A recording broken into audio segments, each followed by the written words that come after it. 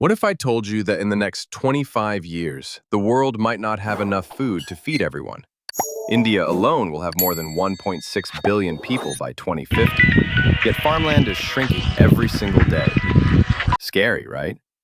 But here's the good news. The solution to this global food crisis may not be in villages or farmlands. It's right here, in our cities, on rooftops, balconies, and even in your living room. Welcome to the world of urban farming. For centuries, we've depended on traditional agriculture. But today, we are facing challenges like climate change, unpredictable monsoons, polluted soil, and water scarcity. Add to that, rapid urbanization has swallowed up fertile land.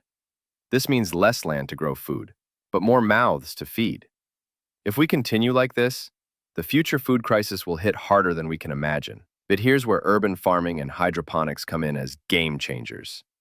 Instead of depending only on farmlands, imagine using rooftops, balconies, warehouses, or even small rooms in apartments to grow fresh, pesticide-free vegetables and fruits. Countries like Singapore, Japan, and the Netherlands are already leading the way with urban hydroponic farms.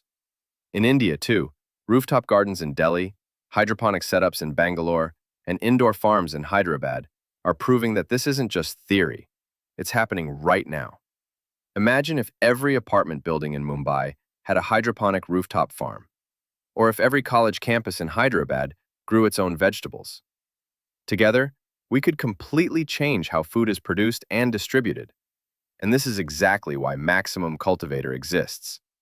Our mission is simple: to prepare the next generation of farmers, entrepreneurs, and changemakers through modern farming.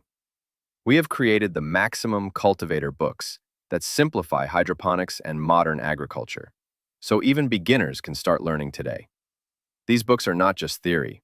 They are practical, step-by-step guides for students, professionals, and anyone curious about food and farming.